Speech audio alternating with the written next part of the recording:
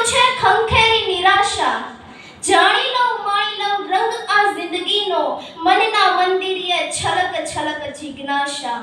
આ ભૌતિક ભારતની ભવિષ્ય સંપદા તથા ગિરિવર ગુજરાતની દુહિતાના અહીં ઉપસ્થિત સર્વને શત શત વંદન. એક તો આપણને જિંદગી નાની મળી અને એમાંય કેટલી રસમો, કેટલી રીત, કેટલા નીતિ નિયમો ને કેટલાય બંધનો. આપણે સૌ અમુક બંધનોમાં જોડાયેલા છીએ, મતલબ કે આપણે સૌની અમુક સીમાઓ છે. સીમાઓ વિનાની દુનિયા, સીમાઓ વિનાની દુનિયા જોવા જઈએ ને તો એક નવું જ દુનિયાના દર્શન થાય.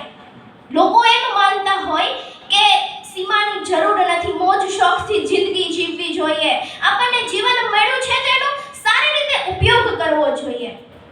પણ હું માનું ત્યાં સુધી સીમા હોવી જરૂરી છે, મર્યાદા હોવી જરૂરી છે, બંધન હોવું જરૂરી છે, કારણ કે તો જ જિંદગીનો જીવનક્રમ જળવાઈ રહે. અને ઘણા લોકો એવું પણ માનતા હોય કે દીકરા દીકરીઓને બંધનમાં ન રાખવા જોઈએ, એની જિંદગી છે એની રીતે જીવવા દેવી જોઈએ. પરંતુ કદાચ એમ પણ કહી શકાય કે એને બંધનમાં રાખવા જોઈએ તો જ આ સમાજ ટકી શકે. આજની યુવા પેઢી એવું પણ વિચારે છે કે અમને અમારી રીતે જીવવા દે, અમને બંધનમાં ન રાખે તો અમે પણ આ સ્થાન સુધી હોત. અત્યારે મને યાદ આવે એ ભૂતકાળની આપણા અતીતના ઇતિહાસની લક્ષ્મણ રેખા. લક્ષ્મણજીએ ના પાડી હોવા છતાં પણ સીતાજીએ લક્ષ્મણ રેખાને ઓળંગી. અને આપણે સૌ જાણીએ છીએ કે એનું પરિણામ સ્વરૂપ શું આવ્યું અને એનું પરિણામ ઘણા બધા લોકો બન્યા. પરંતુ વાત હતી ફક્ત એક જ સીમા, એક જ રેખાની, પરંતુ ભોગ આખો સમાજ બની ગયો.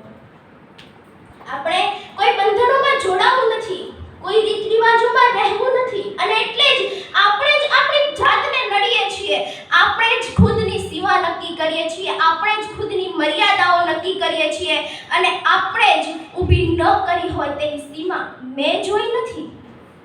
વાત કરું વિદેશી સંસ્કૃતિની તો વિકૃતિ છૂટ વિદેશી સંસ્કૃતિ. એક છે સીમા વિનાની દાવત, નહીં કોઈ સામાજિક બંધન કે નહીં કોઈ રસમ રૂઢિના વ્યવહારો. અને વિદેશી સંસ્કૃતિમાં આપણે સૌ જાણીએ છીએ કે ના તો કોઈ ત્યાં રીત રિવાજોમાં રહે છે, નીતિ નિયમોમાં રહે છે, પોતાની રીતે જ વર્તન કરે છે, મોજ શોખથી જિંદગી જીવે છે. નથી એને પરિવારની ચિંતા કે નથી એને બાળકોની ચિંતા, નથી એને નિયમોમાં રહેવું. પણ એની સામે એની વિરુદ્ધ વાત કરીએ આપણી ભારતીય સંસ્કૃતિની તો વર્તમાનમાંથી ઉપર ઉડીને જ્યારે અતીતમાં ડોકિયું કરીએ ને ત્યારે આપણા ઋષિ મુનિઓએ, આદિમાનવોએ છે આપણા માટે નીતિ નિયમો ઘડ્યા છે ને ખૂબ જ સારા છે, આપણા માટે ખૂબ જ ઉત્તમ છે.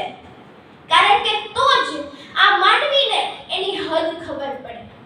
જો કદાચ નીતિ નિયમો ન હોત ને તો ઘણી બધી નકારાત્મક અસરો પણ ઊભી થાત, અને એના પરિણામ સ્વરૂપ માનવીને ખબર ન રહે કે મારી હદ શું છે, મારી સીમા શું